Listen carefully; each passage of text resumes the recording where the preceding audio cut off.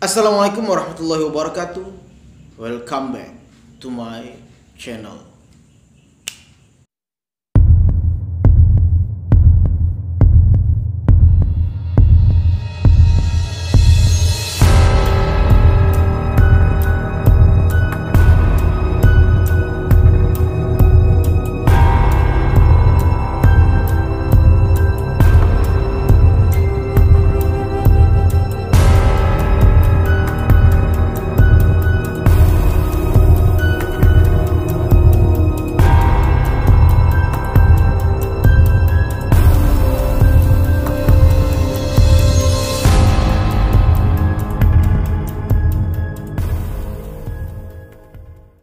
Kawan-kawan, kembali lagi bersama gua Rizky Muwajadi di channel MR Muwajadi.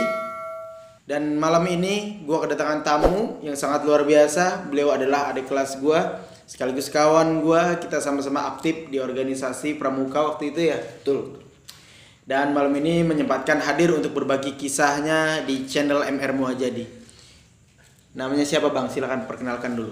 Oke, nama saya Alwan. Saya juga termasuk muridnya dari Bang Rizky nih dulu. Waduh. Nih. Waktu Pramuka kan kita diajarin banyak sama beliau nih. Waduh. Gitu kan. Supaya kita tersanjung nih diundang begini kan. Nah gitu teman-teman, ini beliau lebay aja lebay. Oke teman-teman, sebelum kita lanjut ke ceritanya, apa sih yang pengen dibagikan, kisah apa sih yang pengen diceritakan di channel ini, dibagi oleh kawan-kawan semuanya. Bagi kawan-kawan yang belum subscribe, silakan subscribe dulu channel ini biar supaya channel ini semakin mengudara dan gua makin semangat buat video-video selanjutnya. Langsung saja kita dengarkan cerita dari Bang Alwan di Kismis. Kisah mistis. Ya, jadi sini gue mau cerita tentang perjalanan gue ke Gunung Slamet dulu tuh. Sebelumnya tuh kan gue niatnya ke sono tuh kan naik kendaraan gitu kan. Cuman temen gue ngajakin naik motor. Emang pertama gue naik motor itu ke gunung-gunung yang ada di Jawa gitu kan. Pertamanya berempat niatnya, cuman yang satu nggak bisa tuh, tiba-tiba ngebatalin, dia ngensel. Akhirnya kan gue kepikiran tuh dalam pribadi gue tuh, ya percaya nggak percaya sih ya, kalau kan ganjil gitu kan nggak enak aja hati kan. Akhirnya kita nyoba ngajak satu temen lagi, cuman dadakan tuh. Ngajak satu teman dadakan, dan itu kebetulan orang tuanya kurang setuju tuh, nggak ngerestuin lah gitu kan. Akhirnya salah satu dari kita tuh ada yang ngebohong tuh ke orang tuanya, bilang cuman ke Cirebon bu katanya gitu kan. Kita main-main ke kaki gunung Cermai aja kan gitu kan bilangnya. Akhirnya singkat cerita orang tuanya ditujuin, kita berangkat itu setelah negosiasi alot sih ya itu sama orang tuanya. Niat berangkat habis isya langsung jalan, itu tiba-tiba jam 1 baru kita cus tuh. Jam 1 malam. Jam 1 malam. Dan itu berangkat dari Bekasi. Dari Bekasi, dari Kampung Irian situ kan kita start di situ. Berangkat, singkat cerita kita nyampe di daerah Subang tuh. Di daerah Subang itu kita kepisah tuh, kan kita cuma 2 motor tuh. Cuman kita tiba-tiba kepisah karena ban saya bocor bang. Bocornya juga bukan bocor biasa tuh, jadi paku gede banget, kayak paku apa ya, beton lah gitu kan. Nancep tuh, beneran nancep, dan di 2 sisi gitu kan. Kita di situ di tengah-tengah jalan tuh kan malam kan, di pom bensin juga belum ada yang buka kan suka di pom bensin suka ada tambal ban gitu. Akhirnya kita di pinggir jalan buka warung kumuh kecil gitu kan, dan di situ ada bapak tukang tambal bannya tuh, botak tua, dan kayak ngomongin gimana ya, kayak tahu kita mau kemana, tujuannya kemana-mananya gitu kan, kayak tahu gitu. Dia nanya begini katanya, dek mau kemana gitu kan. Saya bilang kan maksudnya mau naik gunung gitu kan. Cuman kata dia, kalau ke Gunung Slamet hati-hati dek gitu ya. Seakan-akan dia tahu tuh, dia ngomong begitu tuh. Nah perasaan saya mulai gak enak dari situ tuh. Cuman mungkin dulu jiwa muda masih membara gitu kan, gitu doang mah nggak takut kan gitu kan. Singkat cerita kelar itu di Tambel, akhirnya kita ketemu di daerah Cirebon, di Plumbon tuh. Kita ketemuan di situ kan, WA kita ketemuan di situ, lanjut kita perjalanan singkat cerita sampai base camp. Sampai base camp itu pagi, sekitar jam 8 pagi lah. base camp Bambangan kita lewat jalur yang lumrah gitu. Cuman bedanya sebelum itu kan kita ditutup tuh, Gunung Slamet itu ditutup. Pas hari itu kita hari pertama baru dibuka tuh, habis lebaran banget dibuka. Kita juga kan jadinya nggak sholat id tuh, kan kita di perjalanan gitu kan. Jadi sepi, belum ada orang gitu kan. Terus kita tidur dulu kan sampai jam 8. Kita niat start itu habis zuhur, jam 12 ke atas lah, habis sholat zuhur gitu kan. Setelah itu ternyata kita ketiduran tuh bangun-bangun jam 5 kalau nggak salah, jam 5 apa jam setengah 6 lah gitu kan. Akhirnya kita buru-buru tuh, kita ngurus si maksi lah apa segala macem ke base campnya. Kita izin naik ke atas dan kita ditanyain tuh sama orang base campnya, "Mas, nih yakin mau naik nih?" gitu kan. Kita dengan PD-nya kan yakin gitu kan, karena kita udah sampai di sini, udah tanggung juga, kita udah siap-siap mendaki, semuanya udah siap, tinggal berangkat gitu kan.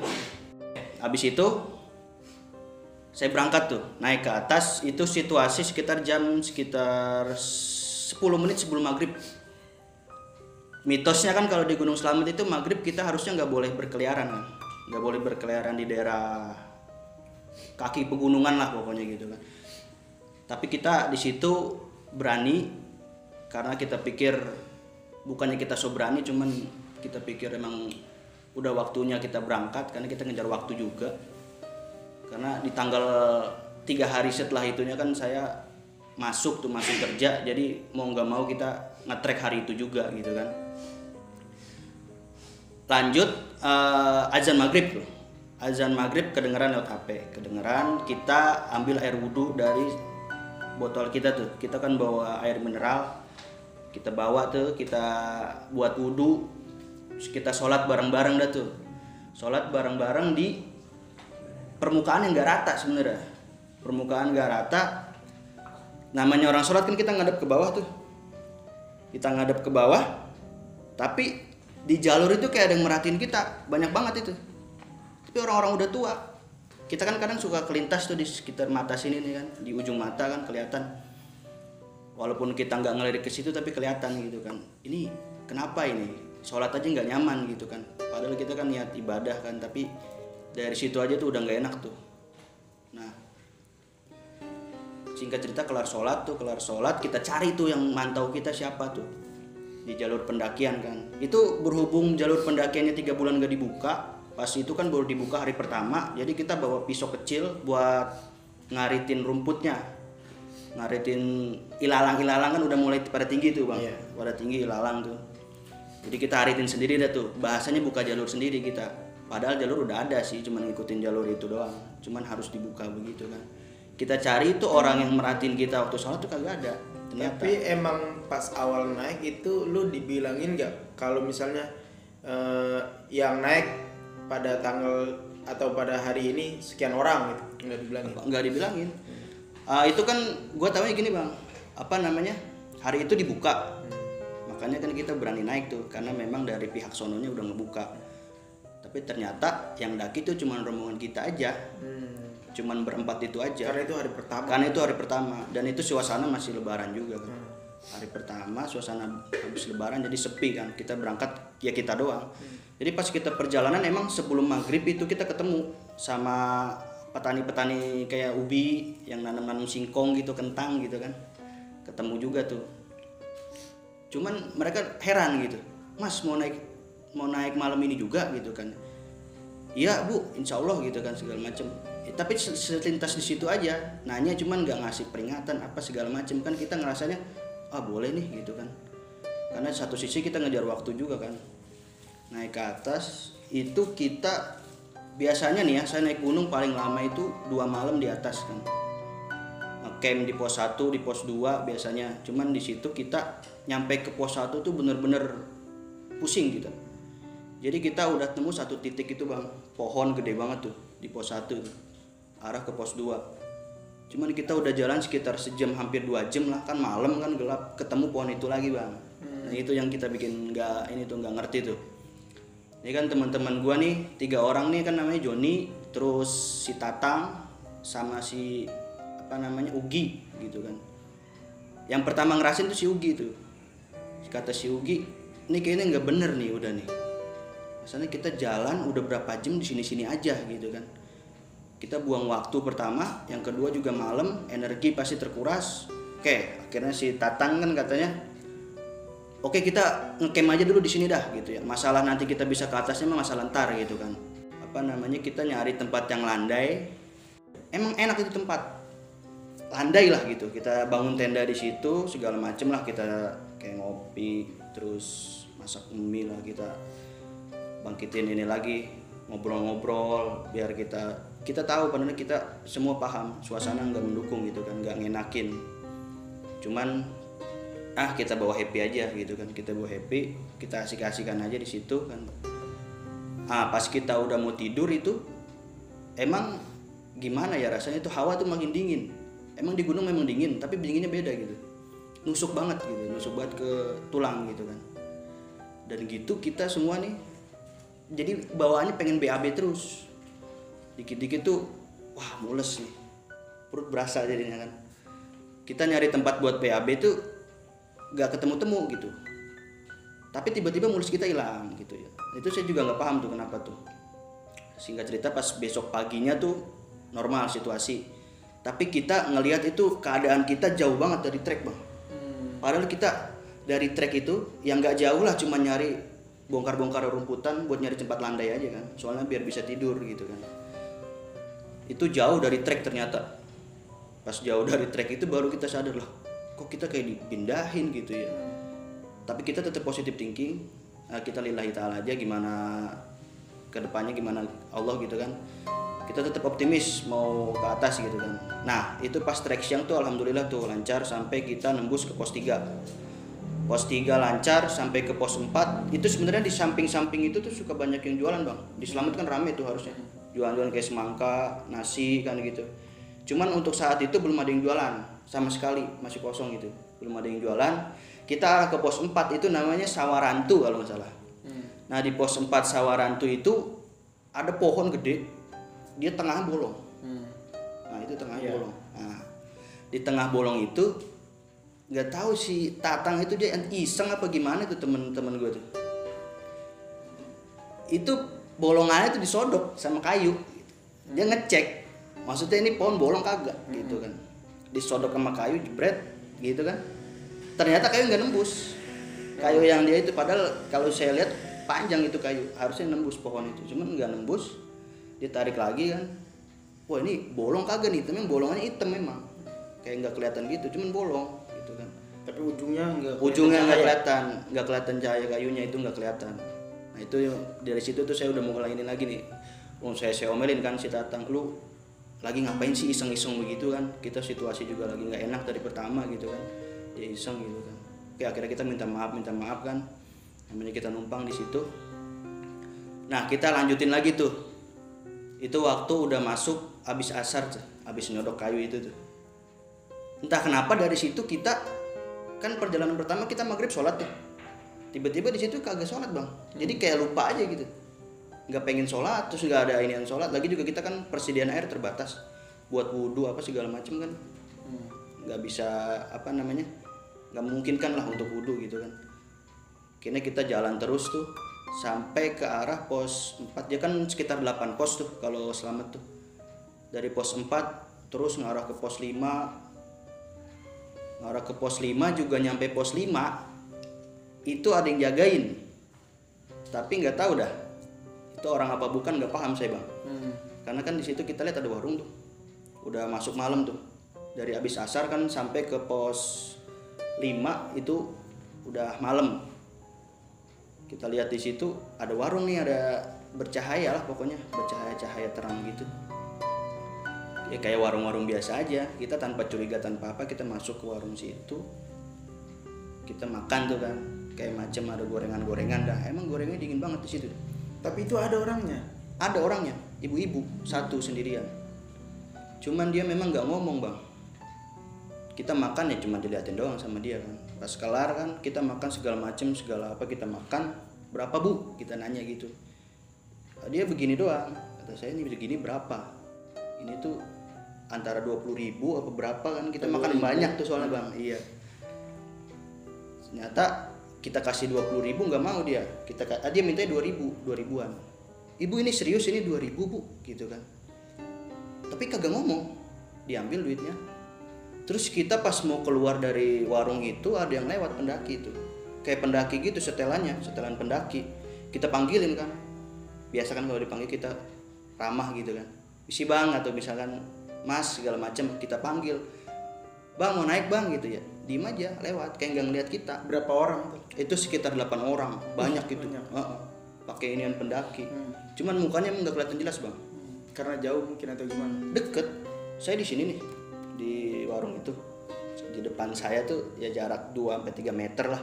Dia jalan, emang trek jalur di situ. Dia nggak nengok sama sekali. Nggak nengok sama sekali, kita panggilin. Terus tiba-tiba dia udah ke atas aja, ngilang aja. Akhirnya kita denger suara tuh nggak jelas dari situ, sumpah. Kelar makan itu bukannya kita kenyang gitu, maksudnya happy gitu kan, tapi malah makin panik. Masalahnya kayak ada orang kondangan, jadi nggak jauh dari warung itu ada lampu lagi, tapi jauh. Samar-samar lihat dari jauh nih, wah itu lampu juga tuh. Tapi lu waktu itu sekitar jam berapa? Itu habis maghrib apa? Oh jadi di warung itu lu maghrib? Iya, habis maghrib itu. Dan gue bingungnya nih ya, nggak keingetan sholat sama sekali itu kita mikirin perut aja, makan kan segala macam. Memang salahnya di situ sih emang kita. Kira kita nyoba jalan lagi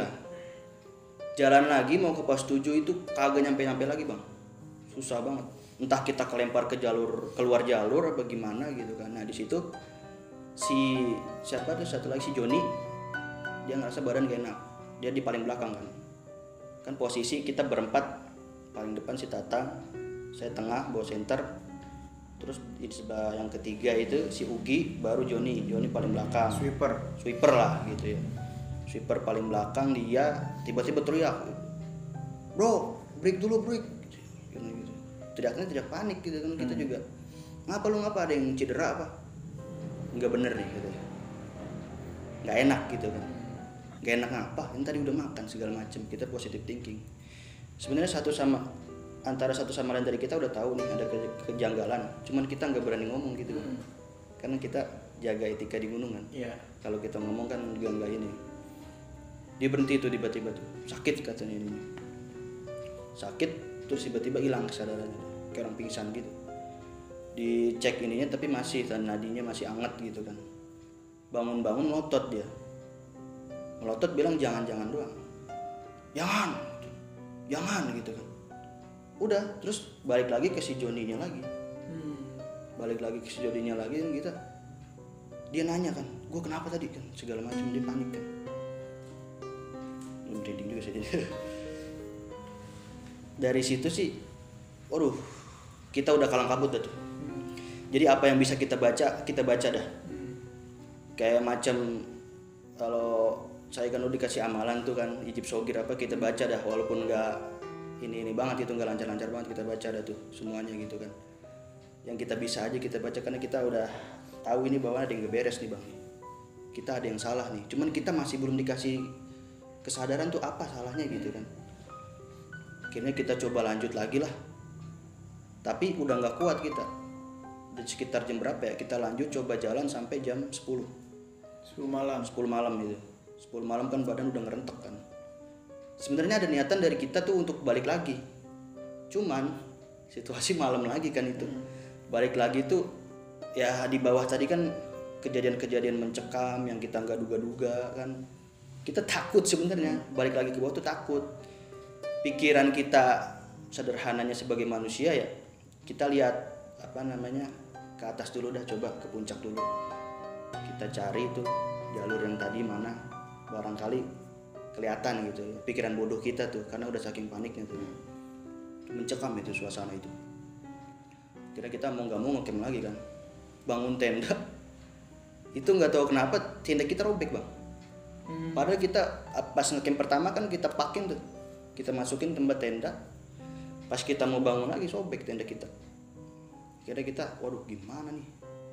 Kita lem pakai lakban. Memang si Tatang bawa lakban mulu tuh, dia nggak ngerti juga tuh, kemana-mana selalu bawa lakban dia. Entah buat apa-apanya, tapi berguna juga. Kita lakban itu yang sobek itu sobeknya kayak sobek cakaran emang. Kayak dicakar binatang buas gitu kan. Jadi kita curiga nih, wah jangan-jangan emang mitosnya kan di Keramat itu suka ada macan Jawa itu yang warna hitam itu. Takutnya begitu kan. Akhirnya kita memutuskan bikin api. Kan ada beberapa di antara teman kita ngerokok tuh. Bikin api, kita kumpulin daun-daun kering, bikin api di situ. Pas bikin api itu bukan makin tenang. Ternyata suara-suara nggak jelas itu muncul lagi di telinga kita. Kita nggak bisa tidur tuh. Sekitar jam berapa ya itu tuh? 11:30 lah. Kita kan memutuskan tidur tuh, capek tuh. Kita nggak bisa tidur. Jadi kita melotot aja. Cuman kita nggak berani ngomong sesama kita gitu kan. Ini tuh kenapa? Ya diem aja. Suara tenda tuh kresek-kresek aja. Ada kayak yang nyeruduk-nyerudukin, nggak paham itu apa tuh. Entah hewan, entah ya walau alam lah itu kan. Dan itu pas pagi jam 3 itu kita mau nge-track lagi tuh. Cuman situasi badan udah nggak memungkinkan banget. Kita udah lemas kan. Logistik kita juga udah mau habis. Makanya kita kepikiran mau turun aja kali kita ya. Jangan, kata si Tatang kan. Emang dia ambisius sih orangnya. Maksudnya kita udah nyampe di sini. Kenapa kita nggak nerusin sampai puncak gitu kan. Toh juga kalau memang turun kita percuma kan, sia-sia jalan, kata dia begitu. Oke lah. Kita lanjutin perjalanan, kita coba lanjutin itu jam 3 pagi, ya jam 3 pagi. Di hari ke berapa tuh? Ketiga lah, hari ketiga kan udah 2 kali nge-camp tuh. Hari itu tiba-tiba jalan cepet banget bang. Kita tiba-tiba udah sore lagi, tapi belum nyampe ke pos. Itu kan pos 7 kalau nggak salah itu situ. Kita belum nyampe ke pos 8. Jadi kan setelah pos 8 nanti ada lagi buat nyampe ke summit ke puncak. Gitu. Kita belum nyampe ke pos selanjutnya gitu. Itu selama perjalanan nggak ngeh waktu atau gimana itu? Iya dikederin waktu gitu. Jadi kita lu lihat jam, boro-boro inget ajan sholat apa, kok tiba-tiba udah jam segini, udah jam segini kan, nggak paham juga tuh kenapa tuh. Dan kita tuh di jalan benar-benar sepi bang, nggak ada pendaki lain kecuali yang kita lihat tadi pas di warung itu. Itu kita ngeliat pendaki terakhir tuh. Pas di warung itu, pas setelah itu kita nggak nemu pendaki lagi. Kita lihat cuman kiri kanan gua kayak ya di gunung kan banyak gua gitu. Nah satu titik itu kita kehabisan air tuh. Hari selanjutnya nih, yang tadi gue bilang udah tiba-tiba udah sore nih, itu sekitar jam 4-an kita kehabisan air tuh. Kita nyari arah mata air tuh, kita telusurin dah tuh gua ke dalam, gelap emang mau nggak mau, tapi kita kehabisan air kan. Kita kan nggak minum, kering juga kan bisa dehidrasi kan, jatuhnya bisa hipo nanti kedinginan kan. Kira kita cari tuh ke dalam inian itu apa namanya, gua itu kita ambil, dapat 2 botol aqua yang 1,5 liter tuh yang gede, dapat 2. Kita balik, temen gue jatuh bang, dia ngambil mata air, salah napak kali dia jatuh ke mata airnya, jebret, kerendam satu kaki, kan dingin tuh namanya di gunung, kedinginan itu dia, mati rasa satu kaki. Akhirnya kita gotong kan keluar. Posisinya jam berapa tuh? Itu sore sekitar 4:30 lah kita ngambil, masih terang. Sore sekitar 4:30 kita ngambil. Itu kita gotong teman saya itu kan, karena dia udah jatuh ke dalam air, mata air itu kan otomatis kalau udah situ kan dingin tuh, dingin banget kan. Mungkin langsung kesemutan atau kram atau gimana, kita gotong keluar. Terus katanya yang jatuh itu dia bilang, Bre kita jauh dah dari gua itu dah gitu. Lah emang kenapa? Ini si Ugi nih yang jatuh nih. Emang kenapa gitu kan? Tadi di gua itu ada yang ngusir bro katanya gitu. Cuman gimana ya? Dia kelepasan ngomong itu. Sebenarnya ada juga yang lihat, si ini juga ngeliat tuh si Joni, cuman dia diem. Tapi dia udah karena panik kan situasi, kaki udah nyemplung, udah dingin, udah apa kan. Dia apa namanya? cerita begitu kan, saking dia paniknya. Ada yang ngusir tadi. Di mana posturnya? Lu tahu hitam gede banget gitu kan. Oke, kita ngejauh dari situ, terus kita minta izin, mohon maaf kita cuma minta air. Kita mau nerusin perjalanan kita lah gitu kan. Kalau memang ganggu mohon maaf gitu kan. Situasi makin mencekam banget gitu. Dari situ udahlah, saya kekeselan kan. Karena kita kalau nerus jalan terus kita nyari mati. kita belum tentu ketemu orang, kita belum tentu kita nih sekarangnya ada di mana nih. Padahal kan kita dari bawah base camp itu udah base camp paling lumrah, maksudnya paling umum lah. Bambangan itu kan semua orang pasti rata-rata lewat situ. Cuman pas nyampe pos 7 itu mau ke pos 8 kan gak nyampe-nyampe tuh. Kok kayak diputer-puterin gitu. Maksudnya makin jauh dari trek. Kita ngeliat ke atas tuh makin jauh, tapi kita jalan naik ke atas. Kita jalan naik ke atas itu. Makin jauh. Terus itu jam berapa ya? Habis maghrib kalau nggak salah. Di hari ketiga. Di hari ketiga. Habis maghrib. Kan singkat cerita yang tadi udah tuh yang sore. Kejadian habis maghrib mau nggak mau kita ngecamp lagi dong. Camp lagi kan. Apa namanya? Ini nggak biasanya nih Bre, kita ngobrol-ngobrol aja kan. Gimana nih? Cuman kita nggak berani ngomong kejadian yang tadi kan. Kita diem aja dulu. Gila kita udah 3 hari nih, 3 malam maksudnya. Ngecamp malam ketiga kan itu. Ngecamp malam ketiga. Tenda juga situasi sobek. Si Joni udah si Uki udah kakinya udah nyemplung tadi kan. Wah gak beres tadi. Kira kan kita, itu terus baca-baca terus bang. Tapi herannya nggak ingin sholat gitu kan. Terus pas malam-malam itu ada yang lewat.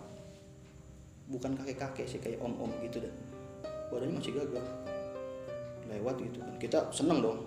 Udah lama nggak lihat orang kan.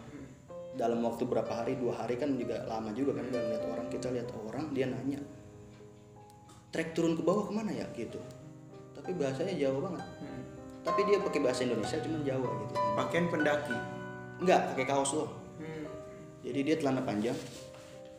Saya merinding jadi. Celana panjang, terus pakai sepatu lah pokoknya sepatu buat traveling lah gitu kan. Tapi pakai kaos dia. Mau turun. Nggak bawa tas. Nggak bawa tas, lari dia. Turun gitu kan. Nanyain jalan pulang.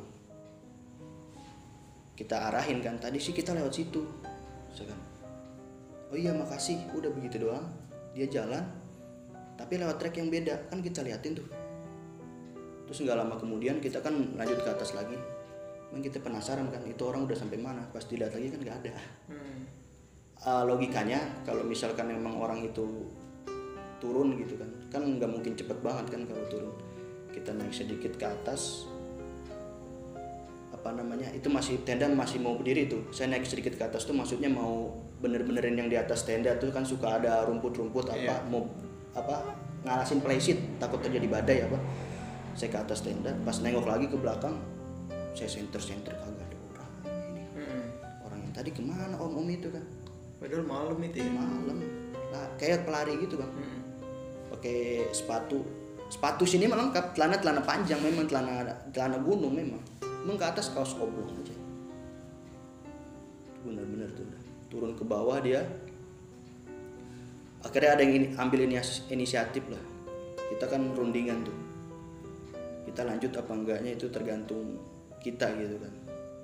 Kita adu argumen di situ. Si Ugi bilang dia kan udah terlanjur lemes lah gitu kan, udah ngomong kan gitu. Gue ini udah bener-bener nih. Berapa kali gue kejadian nih di sini nih maksudnya berapa kali gue daki baru kejadian di sini nih, kejadian yang aneh-aneh nih gitu. Gue pulang aja nih gitu kan. Pokoknya dia dengan rasa putus asa gitu bilang gitu kan. Nah kita coba nenangin cuman si Tatang yang emosi dia. Lu jangan jadi banci dah gitu kan. Kita ini kan di sini bareng-bareng gitu kan. Kita harus tuntasin tugas kita gitu kan. Kita mau ke atas ya udah yuk kita ke atas gitu kan. Ke atas itu kan kita sekalian nyari jalur kan. Logikanya kan kelihatan jalur buat turunnya kemana tuh gitu kan. Terus nangis itu si Ugi. Itu Ugi kayaknya yang paling parah tuh. Mungkin diganggu sama yang gak ngerti lah makhluk-makhluk begitulah. Akhirnya takut banget, gemeter sampai dia. Dan kaki itu juga masih gimana, padahal kena air doang bang.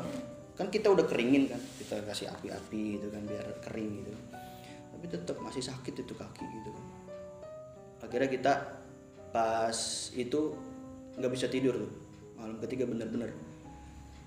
Kan malam kedua aja nggak bisa tidur kan. Malam ketiga tambah nggak bisa tidur. Situasi badan kita capek, luar biasa capek. Baru pertama kali saya ngerasain secapek itu gitu. Kita bopong-bopong carrier, terus dalamnya isinya logistik apa segala macem. Pas kita mau istirahat aja susah. Karena di kuping kita tuh kayak ngiang-ngiangin musik-musik kayak gamelan gitu. Nggak paham dah tuh. Kayak diundang, kayak emang kayak ada orang kondangan. Gimana sih kalau orang kondangan kan suka ada musik apa segala macam gitu. Kayak ngundang gitu. Kayak ngajak gitu kan. Tuh nggak tidur tuh, melek itu semalaman. Tapi kita nggak berani keluar tenda, di dalam tenda aja. Di luar tenda tuh kayak rame orang-orang jalan warawiri sana sini gitu. Itu bener-bener dah. Kita nggak berani ngapa-ngapain, kita juga di dalam tenda juga nggak berani ngomong sepatah kata pun. Karena kita nungguin sampai fajar kan. Tapi dengan situasi yang hati tuh was-was terus gitu kan. Karena kita kuatin nunggu sampai fajar. Nunggu sampai fajar kan udah kelihatan matahari tuh. Oke, kita berkemas nih. Dan itu belum tidur sama sekali. Belum. Karena memang nggak bisa tidur. Kita sih pengennya tidur memang. Udahlah kita berkemas-kemas aja nih gitu kan. Ya saya juga nggak tahu kenapa ya, pikiran saya tuh pengennya tuh naik dulu ke atas gitu. Karena saya tahu kalaupun kita turun ke bawah kita malah kesasar makin jauh gitu kan. Pas udah kelar tuh beres-beres kita semuanya, kita badan itu kayak ngerentak semua. Mau makan, persediaan beras sudah habis. Sebelumnya kan kita makan emang sedikit boros juga kan, karena kita mikir kita bawa makanan tuh buat stok persediaan sekitar 4 hari kan. Kita mikirnya paling cuma 3 hari kan, biasanya juga 3 hari ngecamp semalam terus habis itu summit ke atas kan. Ini nyampe pos 8 aja belum, tapi logistik udah menipis. Cuman ada air yang mengambil di mata air doang itu. Ini gimana caranya kita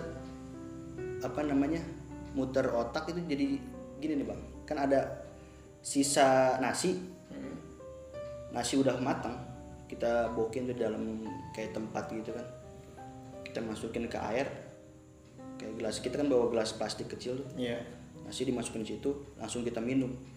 Jadi ya pakai ilmu lapangan lah kalau gitu kan, biar kita nggak kehausan juga, terus juga kita bisa jaga kondisi lah. Karena nasi kan walaupun berapa butir juga kan ada karbohidratnya, kita mikirnya gitu ya lumayan lah. Terus kita nyari daun-daunan kan, misi-misi kita, punten kan kita lihat daun-daunan yang kiranya bisa dimakan, makan daun bang, bener-bener makan daun kita. Habisnya kan kita nggak ada bagian logistik lagi, cuman kita harus nerusin perjalanan. Kayak itu udah lumayan tuh badan tuh. Terus kita naik lagi ke atas, nyoba nyari pos 8. Pos 8 saya ngeliat pendaki tuh, tapi yang lihat saya doang. Saya tanya yang lain, lu ngeliat orang nggak gitu kan? Kagak. Tapi jaraknya jauh banget bang. Ini kita di sini. Saya sampai ngapa-ngapain saya. Saya emang rada ngeri juga. Saya di sini. Kita nih rombongan kita nih. Saya ngeliat orang di jarak arah jam 11 dari kita tuh kan. Itu lurus banget tuh. Ada pendaki. Tapi feeling saya itu orang bener itu. Pendaki. Karena kan udah setelah itu kayaknya udah mulai dibuka, mungkin udah rame kan. Ada pendaki, kita teriak-teriak kan, bang gitu kan, kita lambai-lambai tangan, cuman nggak dengar dia, nggak ini kan kira si Tatang lihat jalur tuh, ayo kita naik lewat ke sini gitu kan, ke jalur kanan. Si Tatang katanya lihat jalur dia ke kanan nih, arah ke puncak gitu, tapi sayang lihat orang ada di jalur kiri, dia di sebelah sono kan, maksudnya di belahan gunung yang lain, maksudnya kelihatan walaupun kecil kelihatan gitu itu orang gitu, itu orang gitu kan, saya yakin itu orang. Itu adu argumen kita di situ, ya udah nggak kepikiran apa-apa, yang penting sebenarnya sih pengen pulang dari situ tuh. Cuman emang situasi nggak memungkinkan, jadi kita kira berantem tuh saya masih Tatang, udah lu jangan inilah gitu ya, gue lihat orang di situ bener-bener tuh, kok yang lihat lu doang gitu kan. Yang lihat lu doang, gua nggak ngeliat, kata si Tatang gitu. Pelipis gua tuh berdarah tuh, karena dijotos sama dia. Emang Tatang orang gede kan. Jadi udah sempet pukul. Karena emang adu argumen, lu jangan gila dah gitu. Kesono kan gua ngeliatnya di sono hutan bang, hutan makin padat nih, makin gelap nih kan. Jangan gila lah gitu kan. Gua ngeliat pendaki di sono. Apaan yang lihat lu doang, yang lain gak ngeliat kan gitu ya. Lu pada ngeliat nggak kan, kata si Tatang gitu kan. Lu pada ngeliat pendaki itu nggak? Ya kagak sih, nggak ngeliat gitu kan. Jangan main-main dulu, kita dalam situasi begini kan gitu ya. Nah, bacot lu kan, pokoknya kita adu argumen lah gimana lah gitu kan. Tiba-tiba dia langsung nonjok kan ke ini, saya nggak sempet nangkis kan, situasi badan juga lemes kan. Tonjok berdarah nih pelipis saya, ngocor darah, masih ada bekasnya kalau nggak salah nih. berdarah. Kan saya nggak terima tuh, karena kita jonjok lagi, bibirnya si Tatang yang berdarah. Berat, akhirnya kita dipisahin lah. Terus kita diem tuh, ada berapa menit gitu kan, kita mikirin tuh, waduh, ini gimana caranya kita keluar nih. Udahlah kita saya minta maaf tuh udah sama si Tatang. Oke, sorry, itu kesalahan. Misalkan adu argumen boleh, cuman sampai adu jotos ini emang gak bener sih, emang salah gitu kan. Akhirnya singkat cerita tuh si Tatang itu mau ngikutin arah saya tuh, dia ke arah kiri jadinya. Yang saya lihat pendaki itu gitu kan, wow itu treknya parah bang. Padahal gue ngeliat ke sono itu ya gunung aja biasa, maksudnya kan naik begini nih, kita di sini, pendaki itu di sono kan, datar aja gitu ngeliatnya dari jauh. Cuman pas gue telusurin, ternyata hutan lebat juga. Itu kita yang loncat dari pohon ke pohon tuh emang iya, pohon tumbang nih. Kita loncat-loncat ke pohon itu buat ngerah ke pendaki itu. Gue sih nggak paham koordinatnya jelasnya di mana dianya gitu kan, tapi feeling gue tuh di situ gitu kan, lurus terus, pokoknya lewatin hutan itu. Makin deket tuh banyak orang, makin kelihatan tuh lu ngeliat kan orang itu kan, iya tuh bener kan. Oh, yang lain ngelihat. Iya, cuman kita nggak tahu kenapa udah nyoba terus kan ngarah ke orang itu, kagak nyampe bang. Kayak macam ada tembok pembatas gitu. Tapi lu manggil nggak? Manggil, kita suara udah serak banget. Terus juga wah mata udah hampir lah, udah kabut lah, apa namanya, udah nggak jelas penglihatan, buram. Tapi saya ngeliat itu ada orang gitu. Kita tuh manggil kayak wah mas gitu. Jadi nggak pakai suara terbaik kita gitu, nggak tahu dia denger apa enggak gitu kan. Dari situ kita introspeksi lagi kejadian-kejadian yang sebelumnya kita diem dulu tuh. Nah dari situ tuh pas udah ngeliat orang, kita inget dah tuh, oh iya bro, kita belum sholat berapa hari nih bro gitu kan. Berapa hari kita belum sholat gitu kan. Yang kita pikirin cuma makan minum, kita belum sholat. Pokoknya kita dari situ kayak bikin halakoh lah gitu, buletan gitu. Kita mohon ampun lah sama yang di atas kan. Ya gitu udah situasi pasrah kan. Kayaknya kita memang dibatasin kan, nggak boleh ke orang itu kan, nggak ngerti kenapa juga karena nggak nyampe juga. Saya lihat ada orang di situ. Kita bikin di situ kayak macem puji-pujian lah, yang kita bisa aja baca gitu kan. Karena kita nggak tahu lagi harus bagaimana kan. Kira kita ambil wudhu di situ, masuk waktu johor kan, udah sekitar jam 1 lah. Kira di situ kita sholat zuhur jamaah, ada yang merhatiin lagi kayak waktu sholat pertama maghrib itu. Orang-orangnya sama, maksudnya kayak begini, kita sholat dia begini aja merhatiin sekitar 3 atau 4 orang baris di samping sama depan kita kan.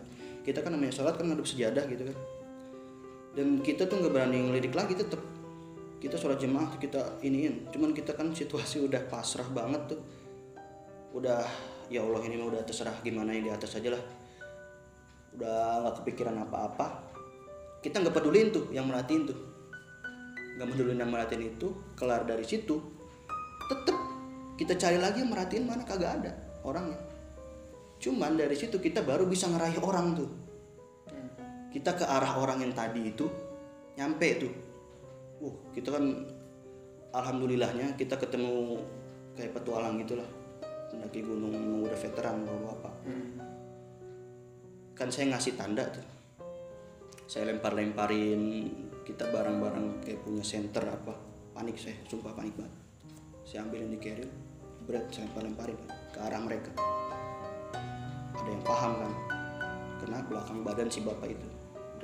Dia cari ke arah hutan-hutan, kelihatan kita dekil banget, buluk yang berapa hari nggak mandi juga kan. Itu udah hari ke berapa tuh batin masuknya ya? Keempat ya? Keempat. Hari keempat. Keempat apa kelima kayaknya dah? Udah kelima. Jadi dinaikin sama si bapak itu. Dia ngasih tangan gitu kan, satu-satu gitu naikin. Ngobrol kan. Ada ini semua pada lewat mana jalurnya? Situ kan hutan-hutan belantara itu. Maksudnya kita kalaupun naik situ harus punya alat climbing. Karena itu bahasanya perutnya, dari perut gitu. Pas saya lewat Bambangan pak, Bambangan ini loh jalurnya. ini kita nih semua nih. Oh, berarti banyak orang. Udah banyak orang, karena kan yang namanya habis lebaran pasti banyak kan. Cuman salahnya saya emang baru dibuka banget langsung naik. Dari situ saya udah ya bersyukur banget lah ketemu orang gitu kan. Terus kata si bapak itu, ditanyain kan ada kejadian apa aja, cuman kita nggak berani ngomong.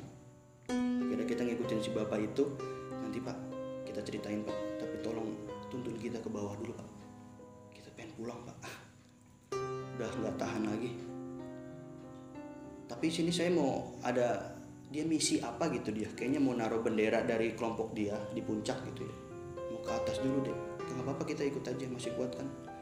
Kira kita di situ dikasih kayak roti gitu, kita makan udah kayak orang kelaparan gitu kan, karena emang bener lapar kita. Makan roti dulu tuh, logistik dia, temen si bapak itu kesel tuh, ini kita makan kebanyakan kan, kesel sama si bapak itu, apa namanya, ini kok dikasih makan banyak banget gitu, gini mana buat kita gitu kan. Tapi ditenangin sama si bapak itu, katanya udah orang lagi kena musibah gitu, kita harus tolongin, kita sesama pendaki, solidaritas lah gitu kan. Kita ngikut dia rombongan, cuman kan rombongan bapak itu sekitar 4 orang. Ada satu yang gak seneng banget tuh ngeliat kita tuh, karena kita tiba-tiba datang ngabisin roti dia, terus nuturin dia gitu kan. Karena pikir saya mau gak mau, saya mau minta maaf juga ya gimana, kita benar-benar kelaparan kan. Akhirnya kayak naik ke atas, dia summit di atas itu anginnya bener-bener bang, nusuk tulang banget, muntah-muntah saya di puncak, nembak saya langsung, karena emang dari sebelumnya mungkin udah masuk angin kan. Padahal itu nyampe puncak itu jam berapa ya, siang pokoknya jam 10 atau jam berapa gitu. Sampai puncak, wah teman saya yang pengen berak apa segala macam, sorry nih jadi jorokan, itu semuanya dikeluarin di situ tuh. Pokoknya kita yang ngerasa nggak enak keluarin di situ, berat segala macam. Udah tuh dari situ plong tuh. Dari situ plong, cuman kotoran-kotoran yang kita keluarin itu hilang. Maksudnya kita udah keluarin nih, oke kelihatan keluarnya segala macamnya. Itu yang namanya muntah kuning lah apa segala macam keluar semua. Setelah itu kan kita nyamperin si bapak itu tadi kan. Kita lihat lagi tempat kita muntah tadi udah nggak ada apa ya, pasir batu aja, nggak kelihatan apa-apa. Tapi dari situ udah plong, baru kita mikir kayaknya ada yang salah nih dari kita nih. Kita introspeksi lagi, cuman kata si bapak itu, udah deh, saya paham yang kejadian kalian, saya paham gitu kan. Cuman ada baiknya kita turun dulu, kita nyari tempat yang enak dulu gitu. Kita masih ada PR nih, PR-nya PR turun ke bawah kan, PR turun ke bawah tuh. Wah itu di puncak aja diliatin orang, kita mungkin bau kali ya. Satu bau udah gitu kan sampai lumutan karir kita itu karena kan namanya air gunung kan masih ini kan. Tuh dari situ tuh kita udah banyak minta maaf, setiap di jalan kita minta maaf, jalan turun semua pohon kita pegangin, kita minta maaf. Apa namanya, pas nyampe pos 4 posisi turun yang di Sawarantu itu, yang pohon bolong, yang di pohon bolong itu kita di situ tuh mungkin ya pertama disasarinnya tuh di situ tuh, karena memang teman saya iseng mungkin. Kita bener-bener di situ gimana ya, minta maaf sama yang ada orang di nggak tahu apa, sama yang ada di situ lah, penghuni situ lah, kita minta maaf lah gitu kan.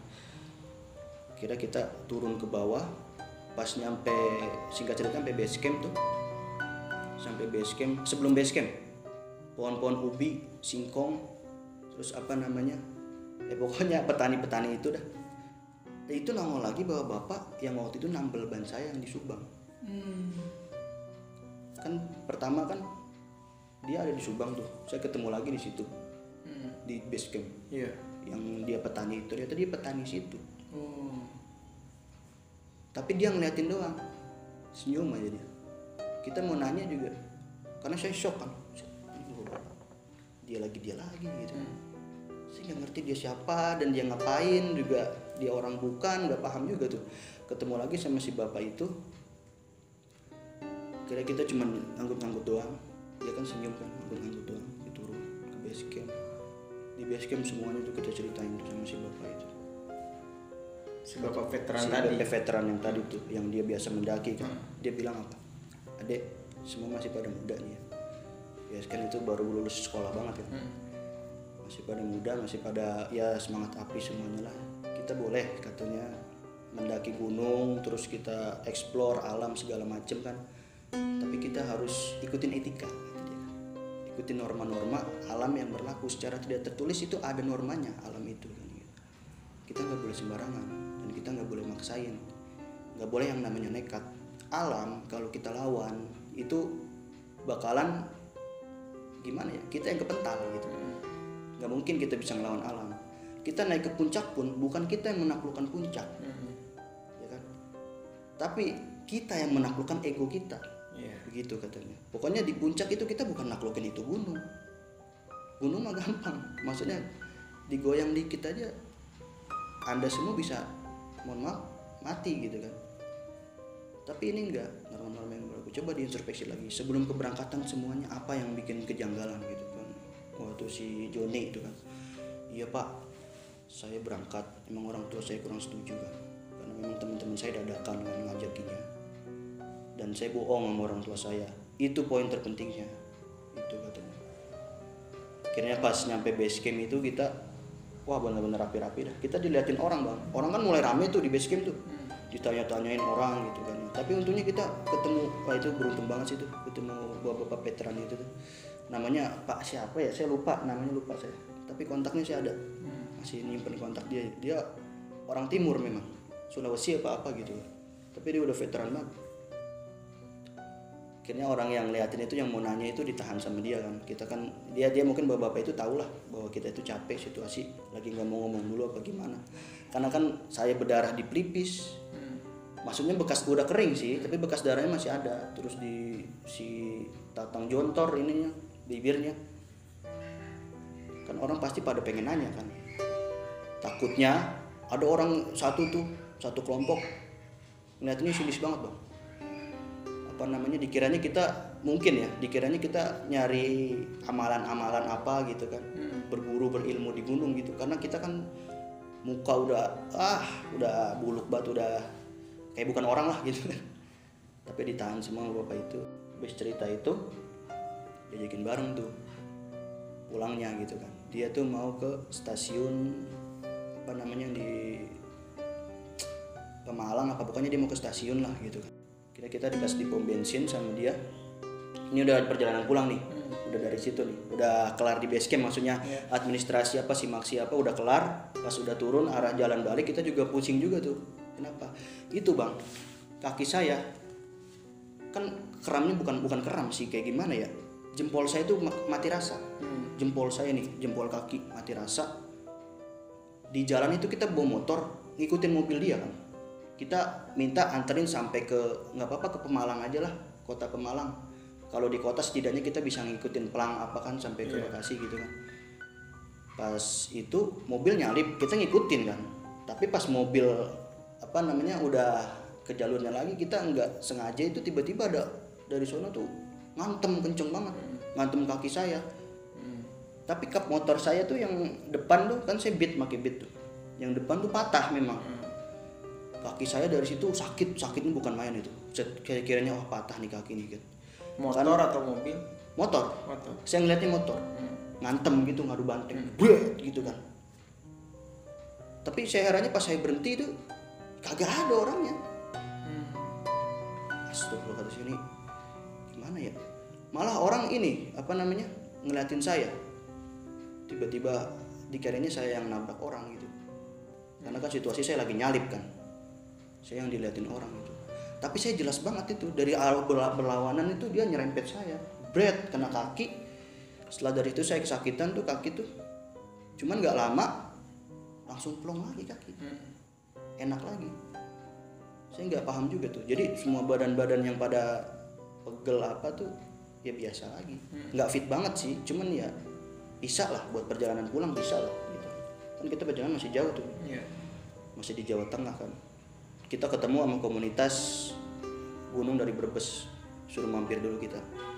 Nah kita mohon maaf, ini kita bukannya nggak mau ini jamuan teman-teman semua gitu. Ada dia tahu kejadian kita kan dari si bapak itu. Oh itu ketemunya di Yang habis kecelakaan itu. Habis kecelakaan kita minggir tuh. Ada rombongan Brebes tuh naik motor sekitar banyak dia 5 apa 6 motor gitu. Minggir. Tanyain orang mana segala macam lah, kita ngobrol-ngobrol. Mampir dulu ke Brebes. Kita memang komunitas kecil-kecilan. Cuman apa namanya? Lihat situasi teman-teman kayaknya payah banget, maksudnya kusut banget ya, kita ke ini dulu lah, main dulu lah, kita sharing-sharing apa segala macam gitu kan. Terus kata si Tatang kan emang kita juga waktu mepet bang, kan waktu itu kan namanya baru lulus, alhamdulillah dapat kerjaan dan baru gitu kan. Kalau bolos kan gak enak juga, belum ada izin apa-apa kan. Itu juga udah bolos 2 hari kan. Mungkin wah nggak bisa nih, mohon maaf banget. Kita balik terusin. Nah kita dikasih perbekalan tuh sama dia tuh. Dan saya masih ingat masih orang Kang Supirman apa siapa gitu pokoknya namanya. Sudirman apa kalau nggak salah. Itu dia orang Brebes. Ngasih perlengkapan ke kita, baru tuh kita bisa jalan pulang tuh. Jalan pulang dari sore itu pas malam masih ada lagi bang kejadian anehnya gitu. Padahal kita udah perjalanan pulang. Setelah bapak-bapak itu pergilah pokoknya, itu mulai ada lagi tuh. Kita nyampe Cirebon, kita diem itu di Masjid Plumbon namanya. Masjid Plumbon kita ya rebahan lah, enakin badan segala macem itu. Saya kan naik motor berdua sama si Joni kan. Si Tatang sama si Ugi mah udah nggak tahu kemana kan, udah mabur kemana kan. Kita mah capek berhenti. Terus si Ugi tidur dibangunin nggak bangun-bangun. Saya lihat napasnya juga kayak nggak napas gitu kan. Kita panik kan. Saya sampai panggil merebut masjid ini, kenapa ya pak? Minta tolong pak segala macem. Kata orang yang ngerti kan di Cirebon banyak ya gitu ya. Katanya ada yang ngikutin katanya, yang nempel. Saya nggak paham juga tuh. Dari situ akhirnya kita diobatin, kita nggak ngerti diobatinnya gimana tuh. Pas kelar udah nyadar itu dia baru nangis-nangis tuh si Joni itu. Jadi si Joni itu selama ngikut kita yang setelah tadi kan yang saya bilang Joni kan paling belakang tuh. Terus dia merasa ada yang berat tuh. Nah dari situ tuh dia nggak sadar gitu dia. Jadi kita ngikut aja, emang dia nggak ngomong dia. Maksudnya ngomongnya minimalis banget gitu, dikit banget. Ngomongnya cuma sekedarnya aja. Biasanya kan orangnya rame dia. Itu dibuang tuh, mungkin nggak ngerti caranya gimana gitu, nangis dia apa namanya, terus cerita dia ngelihat yang namanya nenek katanya, apa bukan om doang yang saya lihat, kan saya lihatnya om kan waktu itu kan, ternyata dia lihat nenek juga. Nenek itu ya rambutnya acak-acakan kan begitu. Dia nanya katanya, ini mau kemana dek gitu, mau ke puncak nek gitu kan kata si Joninya kan. Tapi dia emang sih saya perhatiin sebelumnya itu emang dia bengong sendirian. Cuman katanya dia ngobrol sama nenek. Kata si neneknya mampir dulu nih, ada apa namanya, kondangan kayak kondangan gitulah pokoknya. Ada acara nih di desa nenek gitu kan. Diliatin neneknya arah ke sono, emang ada desa kata si Joni. Cuman kan kita grow-growin kan jadi. Pokoknya kita panggil terus si Joninya, kita tarik jadi dia ngikut kita. Cuman dari situ dia udah dalam keadaan separuh sadar gitu. Karena dari situ saya baru tahu tuh si pantesan pas di motor juga kita nggak ngobrol nggak apa, dia diem aja, diem 1000 bahasa, emang kayak bongong-bongong nggak jelas gitu. Dia kan akhirnya pas di itu tuh sama ini sono merebut masjid situ, alhamdulillah tuh ditanyain kan. Biasa kayak tadi bapak itu nanya, ini gimana mas kejadiannya, gini saya jelasin semuanya. Saya pikir udah clear lah gitu kan. Kita jalan pulang ke Bekasi kan, terus nyampe Bekasi juga ternyata masih ada si Tatang yang masih ada, nggak tahu ketempelan kebawaan apa gimana, nggak paham lah, masih berat, tangannya mati rasa nih. Dia 2 minggu mati rasa tangan setelah mendaki itu. Ini udah sampai Bekasi. Udah sampai Bekasi. Kan kita kan kalau saya kan itu balik laginya tuh pas keserempet motor itu kan, itu nggak tahu tuh keserempet motor orang apa gimana, kan udah gelap kan kalau begitu pandangan saya. Kaki saya balik alhamdulillah. Terus si Joni udah, tinggal si Tatang tuh tangannya tuh apa namanya, ngerasa kram katanya, nggak enak, mati rasa gitu kan. Dari situ pokoknya diusahain lah, panggil daerah kiai lah yang begitu-gitu. Ternyata tangannya itu yang waktu masukin kayu itu, kayu ke pohon yang bolong itu, tangannya yang kena efeknya. mungkin badannya udah keluar semua, tangannya masih sakit lah gitu kan.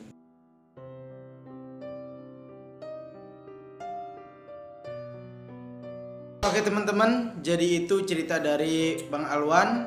Sumpah gua ngedengernya merinding ya, karena gua ngebayangin apa yang Bang Alwan ini alami waktu beberapa tahun silam. Jadi dari cerita yang Bang Alwan ini alami ya, mungkin gua bisa menarik apa sih namanya, kesimpulan atau pesan-pesan lah ya. Iya. Yang pertama mungkin yang terjadi tadi tuh awal ketika lu pengen ngedaki gitu ya. Belum izin Belum. dan bohong. Mungkin itu ya awalnya tuh. Itu bisa jadi tuh. Karena mungkin emang awal-awal lulus pengen ngedaki gunung itu ambisius banget tuh. Iya, bener. Gitu. Yang kedua sholat mungkin ya. Sholat. Itu ditinggalin Iya. karena emang kalau di dalam agama Islam ya, mau keadaan apapun ya, selagi kita masih sadar itu kita diwajibkan untuk sholat gitu. Betul banget tuh, betul. Tadi kalau misalnya alasannya airnya menipis atau nggak ada air, itu kan kita bisa tayamum dan sebagainya. Itu salahnya di situ memang. Kita salah memang. Bisa akuin aja. Terus yang ketiga, sesuai dengan pesan bapak-bapak veteran tadi, bahwa di alam itu ada emang kode etik yang tidak tertulis Nah, gitu. iya, benar-benar. Tapi itu harus kita patuhi. Contoh tadi ada sebuah pohon besar, bolongan itu di pos 4 ya. Pos 4 ya. Pos 4 Sawarantu, dan itu disodok ya. Pakai kayu ya. Dan mungkin itu yang kurang pantas lah. Iya. Gitu. Sehingga Bang Alwan ini menjumpai kejadian-kejadian demikian. Betul. Tapi alhamdulillah selamat Iya. bisa cerita di video ini. Mungkin trip-trip selanjutnya bisa menjaga attitude lah ya. Iya, betul. Khususnya buat gua pribadi dan umumnya bagi kita semua yang mendengar cerita dari Bang Alwan. Oke teman-teman, mungkin itu aja Kismis kali ini. Bagi teman-teman yang belum like, comment, and subscribe, jangan lupa subscribe dulu biar supaya gua makin semangat untuk bikin video-video selanjutnya. Dari gua itu aja, see you next video. Wassalamualaikum warahmatullahi wabarakatuh.